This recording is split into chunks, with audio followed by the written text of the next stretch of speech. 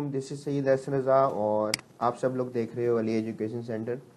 तो हमारा जो फुल स्टैक कोर्स है ग्राफिक डिज़ाइनिंग का, उसके हवाले से आज लेक्चर नंबर जो है वो 3 है और इसके अंदर हम लोगों ने कुछ मज़ीद चीज़ों को डिस्कस करना है। लेट मी रीकैप, थोड़ा रिकैप करने दें। फर्स्ट लेक्चर में हमने देखी थी history evolution of graphic design, scope of क्या था और famous designer around the globe, हमने उनको देखा।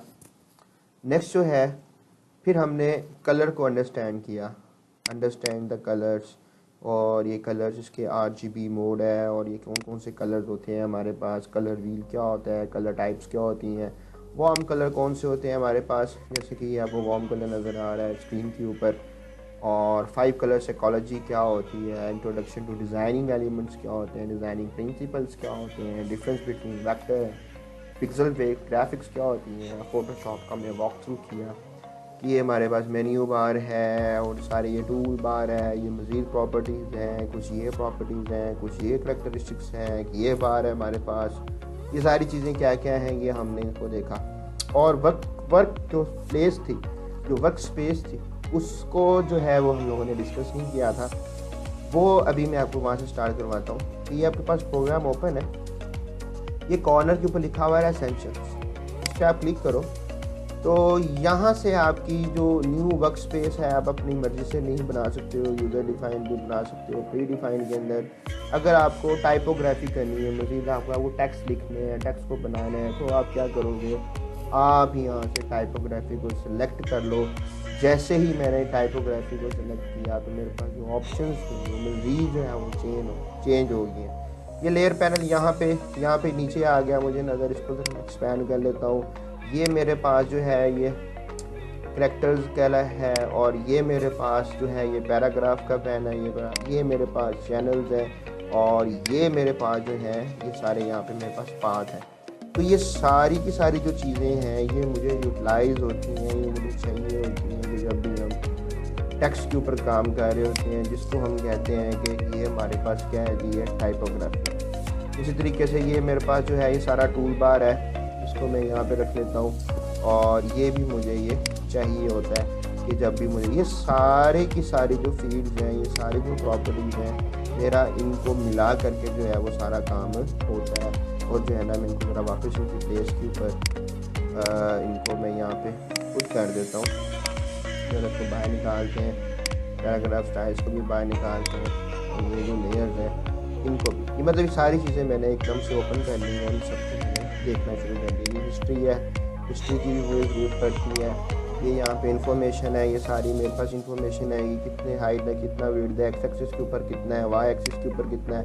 ये मेरे पास कलर पैन है और ये मेरे पास इसके स्टाइल्स हैं कि जो वक्तन फ़वक्तन जो है वो मैं स्टाइल्स को यूज़ कर सकता हूँ। एज सच ये सारी की सारी चीज़ें ये बच्चों मुझे चाहिए होती हैं कि जब मैं अपना ग्राफिक का काम कर रहा होता हूँ और जिस वक्त हम लोग ख़ास तौर पे बिलखुसूस टाइपोग्राफी के ऊपर काम कर रहे होते हैं, राइट। तो ये इन सब चीज़ों को हमने वक्तन फ़वक्तन देखना है। अभी अगर मैं आपको ये समझाने पे लग गया तो आपके लिए समझना मुश्किल है और मेरे लिए समझाना तो खैर मुश्किल नहीं है, लेकिन आप लोगों को यहाँ पे क्या होगी, यहाँ पे प्रॉब्लम होगी। तो फर्दन हम सिर्फ देख लेते हैं इनका काम क्या है। इस सब से आप लोग फैमिलियर हो। ये है आपका टूल बार, ये चैनल्स हैं, ये पाथ है। पाथ कब क्रिएट होता है, जब आप कोई ऑब्जेक्ट क्रिएट कर रहे होते हो, आप ऑब्जेक्ट कोई क्रिएट कर रहे होते हो, कोई ऑब्जेक्ट डिज़ाइन कर रहे होते हो, किसी पेन टूल से आप काम कर रहे होते हो या लेसो टूल से काम कर रहे होते हो या रेक्टेंगल मार्की से काम कर रहे होते हो या जो आप जो है वो राउंड मार्की से काम कर रहे होते हो।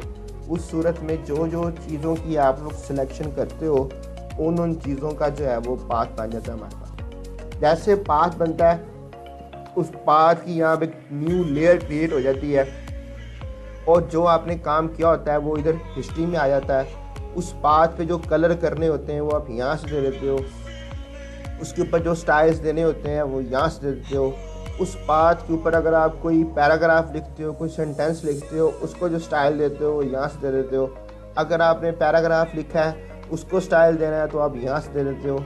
अगर आपने प्री डिफाइंड स्टाइलों में से कोई चूज़ करना है तो आप यहाँ से चूज़ कर लेते हो। अगर आपने अपने फ़ॉन्ट चेंज करने हैं आप यहाँ से चेंज करते हो। साइज़ चेंज करना है वो यहाँ से करते हो।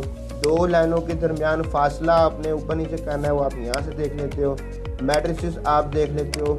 उसके बाद दो वर्ड्स के दरमियान फासला है, वो आप यहाँ से देख लेते हो। आपके वर्ड की जो ऊंचाई है 100% से ज़्यादा वर्ड ऊंचा करना चाहते हो, आप यहाँ से देख लेते हो। इसी तरह लंबाई जो उसकी चौड़ाई होती है, हॉरिजॉन्टल स्केल होता है, वो यहाँ से देख लेते हो। फॉक्स बोल्ड करना है, यहाँ से कर लोगे। इटैलिक करना है, यहाँ से कर लोगे। सारा पैराग्राफ बड़े कैपिटल में करना है, इसको दोबारा रखना, ऑल कैपिटल हो जाएगा। पहला वर्ड भी कैपिटल हो, जो छोटे वर्ड हैं वो भी कैपिटल हो, वो यहाँ से हो जाएगा। और ये कुछ मज़ीद इसके अंदर चीज़ें हैं जो कुछ सारी की सारी जो हैं वो यूटिलाइज़ होती हैं आपकी इसके अंदर, किस काम के अंदर, आपका जो टाइपोग्राफी वाला काम है ना जी, उसके अंदर जो है ये सारा कुछ यूटिलाइज हो जाता है। आगे वर्क स्पेस के ऊपर आ जाओ, फोटोग्राफी के ऊपर। तो ये फ़ोटो एडिटिंग के लिए जिन जिन असेंशियल चीज़ों की ज़रूरत होती है, ये वो सारी चीज़ें आपको ओपन करके दिखा देता है। और अगर आपने यहाँ पे पेंटिंग करनी है तो आपको देखना, ये सारे उसने ब्रशेस दिखा दिए, ब्रशेस के कलर दे दिए, और इसमें भी थोड़ी सी उसने टूल्स के अंदर भी उसने चेंज कर दी है। अगर आपको मोशंस के ऊपर आना है, मींस आपको वीडियो एडिटिंग करनी है, आपको कोई ऐड बनानी है, टीवी ऐड बनानी है, जो भी आपको काम करना है वो आप ये टाइमलाइन के थ्रू यहाँ पे आप उसको परफॉर्म करवा सकते हो। अगर आपको 3D के ऊपर काम करना है तो फिर ये आपका जो 3D वर्क स्पेस है वो ये यूटिलाइज होगा, और आप 3D के ऊपर इसके ऊपर इस तरह से काम कर सकते हो बेटा। तो अब हम इसको काम ये करते हैं, हम कहते हैं आप हमें ये सारी ही चीज़ें दे दो। इसके लिए जो स्पेस यूज़ होती है वो आपके पास होती है जी, एसेंशियल की यूज़ होती है। ये जो है ये इसको मैं बंद कर देता हूँ।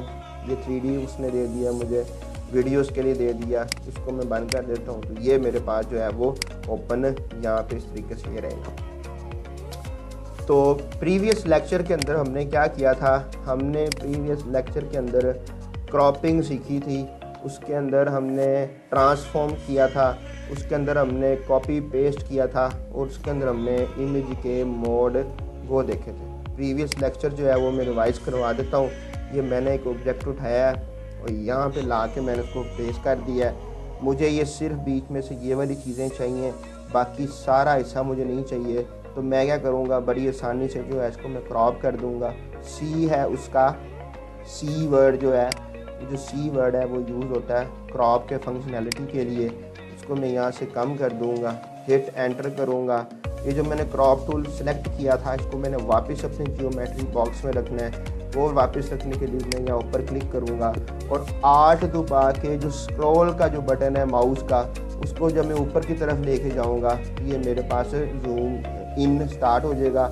अगर आल्ट को नहीं छोड़ता तो स्क्रॉल वाले बटन को नीचे की तरफ पुश करूँगा तो ये मेरे पास क्या हो जाता है जी, ये आउट हो जाता है। क्वेश्चन ये आती है सर अगर किसी के पास स्क्रॉल वाला माउस ना हो तो वो क्या करे, क्या वो जूम इन जूम आउट कर सकता है? वो बिल्कुल कर सकता है। वो कंट्रोल का बटन दबाए रखे, यहाँ से प्लस करेगा ये इन होता जाएगा, माइनस करेगा तो ये आउट होता जाएगा। तो ये जो है एक छोटा सा इसका मेथड है इसका फंक्शन का, जूम इन जूम आउट करने का। और बातों में हमने क्रॉपिंग जो है वो हमने सीख ली है कि क्रॉप कैसे करते हैं। अच्छा, अब ट्रांसफॉर्मिंग की बात करते हैं कि ट्रांसफॉर्मेशन कैसे होती है। तो ये मेरे पास इमेज है, मैं इसको ज़रा मज़ीद छोटा करना चाहता हूँ तो मैं यहाँ कॉर्नर से उठा के इसको छोटा कर दूँगा और एंटर कर दूँगा। तो ये मेरा इमेज जो है वो ट्रांसफॉर्म हो गया, एक स्मॉल साइज़ के अंदर चेंज हो गया। मैं कंट्रोल जी से वापस आता हूँ, कंट्रोल जी से जो है मैं वापस आता हूँ और अब मैं क्या करूँगा, शिफ्ट दबा के इसको ट्रांसफॉर्म करूँगा। अब लंबाई और चौड़ाई जो है उसकी वो बराबर में कम हो जाएगी। ये मेरे पास आ गया। कंट्रोल सी कंट्रोल वी, ये आपका डुप्लीकेट हो जाएगा। बट कुछ आपके प्रोग्राम है जो कंट्रोल सी कंट्रोल वी को लेते हैं। CS6 अगर पायरेटेड, अगर मैं से कहूँगा CS6 अगर सॉफ्टवेयर आपने इंजीड किया हुआ है, मीन्स अगर आपने इस तरह से जैसे मैं यूज़ करता हूँ आमतौर पे, आपने एक फोल्डर ही रखा हुआ है विद बगैर इंस्टॉल किए किसी भी कंप्यूटर पे जाकर डबल क्लिक कर देते हो, वो सॉफ्टवेयर चल जाता है, उसमें कुछ कमांड आपकी नहीं चलेंगी। तो अब कॉपी पेस्ट सर हम कैसे करें, तो आपके पास एक और अल्टरनेटिव है, वो है आपके पास कंट्रोल जे। कंट्रोल जे आप प्रेस करोगे तो ये इसके पास आपको एक और कॉपी मिल जाएगी। कंट्रोल जे करोगे और एक और मिल जाएगी, उसको उठा करके नीचे ले आते हैं हम और फिर से कंट्रोल जे करेंगे तो ये हमारे पास इसकी चौथी जो है वो कॉपी मिल जाएगी। तो अब हमने क्या किया, अपने ऑब्जेक्ट को 4 शक्लों के अंदर ट्रांसफॉर्म कर दिया। ठीक है जी। तो एक रेक्टेंगल ले रहा हूँ मैं, रेक्टेंगल ले रहा हूँ यहाँ से और रेक्टेंगल को उठा करके मैं ऊपर प्लेस कर देता हूँ। रेक्टेंगल टूल लिया तो वापस भी तो करना है, वापस यहाँ पे अपनी ज्योमेट्री में वापस किया, ये मेरे पास लेयर बन गई। ये 3-4 लेयर्स 4 ऑब्जेक्ट्स की ये रेक्टेंगल है, इसको उठा के नीचे ले आओ ताकि वो आपकी बेस के ऊपर आ जाए, क्योंकि अब हम पढ़ने लगे इमेज मोड।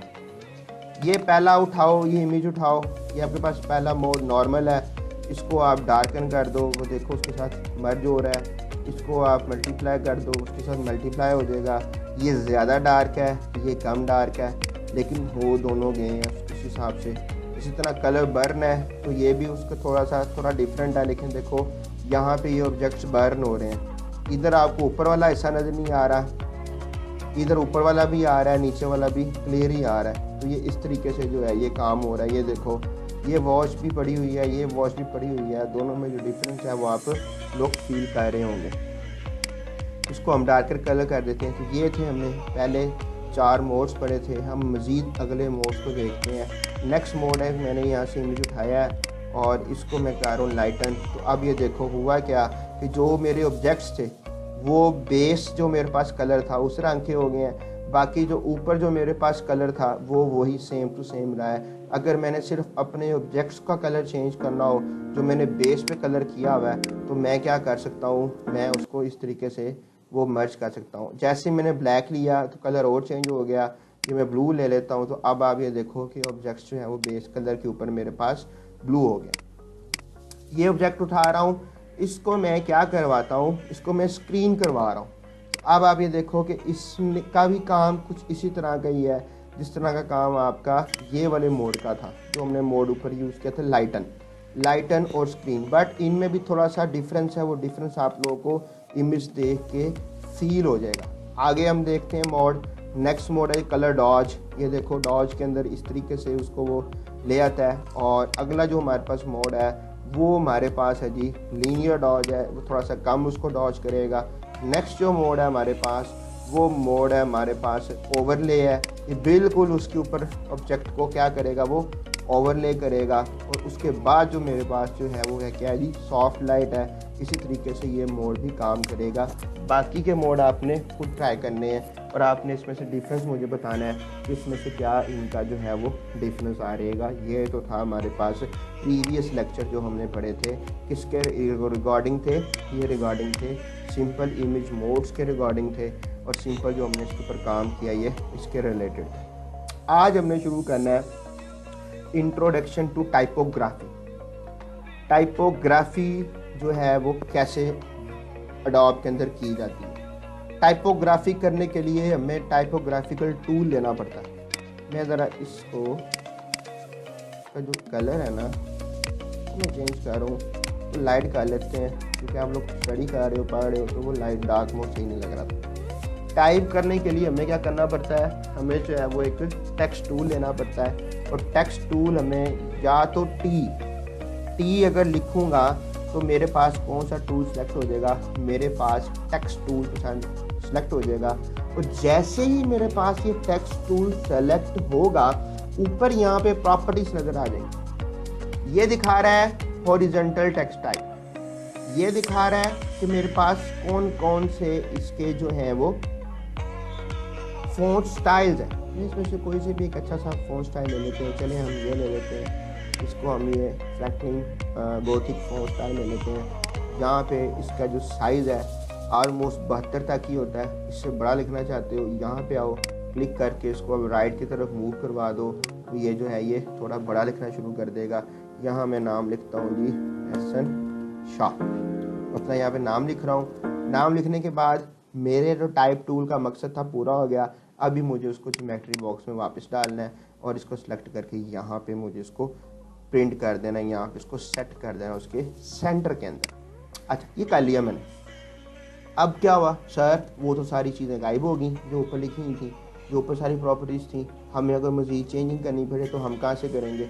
आप लोग बिल्कुल चेंज कर सकते हो। विंडोज़ में आओ, ये करैक्टर लिखा हुआ है, इस पर क्लिक करो, ये आपके पास प्रॉपर्टी खुल जाएगी। अभी यहाँ से हम उसको क्या कर सकते हैं, अपने हिसाब से इसको हम सेट कर सकते हैं। जो जो प्रॉपर्टीज़ हमने पढ़ी हैं, ये प्रॉपर्टीज़ हमने कैसे पढ़ी, ये देखो फुल कैपिटल हो गया, ये रहा तो बड़ा छोटा, अब ये पहला वर्ड कैपिटल है और बाकी जो है वो स्मॉल है। अब देखना पहला भी कैपिटल है, बाकियों के साइज छोटे हैं लेकिन है वो भी कैप लॉक के अंदर। एक ये प्रॉपर्टी आ गई मेरे पास, ये मज़ीद बोल्ड हो गया। अगर मेरा कोई ऐसा फ़ॉन्ट हो जिसके अंदर, जैसे ये फ़ॉन्ट है ये रेगुलर पे काम करता है, जो है यही है, लेकिन अगर आप इसको भी बोल्ड करना चाहते हो ना तो आप ये प्रॉपर्टी चूज़ कर लो, फॉक्स बोल्ड। अच्छा यहाँ से कोई और फ़ॉन्ट देख लेते हैं, ये जैसे ये देखिए, ये फ़ॉन्ट स्टाइल डिफरेंट है। आप इसके अंदर रेगुलर है और इटैलिक है। इटैलिक करने के बाद आप बोल्ड करना चाहते हो, बोल्ड का ऑप्शन नहीं है, तो यहाँ से पकड़ के आप इसको मज़ीद बोल्ड कर, समझ आ गई बात की। अच्छा नेक्स्ट है मेरे पास ये गिल सैंस अल्ट्रा बोल्ड, ये फ़ॉन्ट ही बोल्ड है, तो इसको यहाँ से फॉक्स बोल्ड हम ख़त्म कर देते हैं। इसका फ़ॉन्ट का जो अपना जो स्टाइल है हम उसी को यूटिलाइज करके उसी को हम देखते हैं, ये जो है ये कितना अच्छा लगता है और एक बड़ा प्रीशियस सा बड़ा प्यारा सा ये फ़ॉन्ट है, और इसको हम इस तरह से अगर चलाएं तो ये ज़्यादा बेहतर रहेगा। अब ये तो होगी मेरे पास हेडिंग। अब क्वेश्चन अगला ये आता है, और आपका जब ये अभी ये लेक्चर एंड होने लगा है, अगला क्वेश्चन ये है कि सर क्या एक लाइन को एक ही कलर दे सकते हैं, क्या हम डिफरेंट कलर नहीं दे सकते? क्या फोटोशॉप हमें ये चीज़ नहीं सिखाता कि मेरे पास एहसन का कलर और शाह का कलर और हो? एग्जैक्टली, बिल्कुल, दिस इज द पॉइंट, हम बिल्कुल कर सकते हैं, लेकिन उसके लिए हमें क्या करना पड़ेगा, टेक्स्ट टूल लेना पड़ेगा। जो हिस्सा आपने डिफरेंट कलर में करना है उसको सिलेक्ट करना पड़ेगा, और देन फिर हम यहाँ से इसका कलर चेंज करेंगे। तो अब क्या होगा, मैं यहाँ से टेक्स्ट टूल ले रहा हूँ, ये हिस्सा मैंने चेंज करना है, इसको मैं सिलेक्ट कर रहा हूँ, यहाँ से मैं अपना कलर ले लेता हूँ। मैं कहता हूँ भाई मुझे ये कलर दे दो, और ये देखो इस कलर के अंदर ला करके मैंने इसको करना, चेंज हो गया। अब कल के लिए असाइनमेंट ये है कि आपने जाके इसको ट्राई करना है, और ट्राई करने के बाद आपने अपने नेम, फादर नेम, बहन भाइयों के नेम, सबके नेम एक न्यू डॉक्यूमेंट के ऊपर लेने हैं, और सबको प्यारे प्यारे कलर्स आपने करके मुझे दिखाने हैं, ताकि मैं आपको फर्दर बताऊं कि हमने इसको आउटलाइन कैसे देना है, हमने इसको स्ट्रोक कैसे देना है, हमने पैराग्राफ कैसे लिखने हैं। ये इंशाल्लाह हम इसको कल करेंगे। अभी जो आप जाके घरों में अपने बैठ के जो काम करोगे, जो प्रीवियस जो भी सारा आपको बताया है वो आप लोग परफॉर्म करोगे। उसमें कोई भी आपको क्वेश्चन पूछना होगा, आप मेरे से क्वेश्चन पूछ सकते हैं, ताकि नेक्स्ट जो है मैं आगे लेकर के चलूँगा। ओके, टेक केयर, अल्लाह हाफिज़।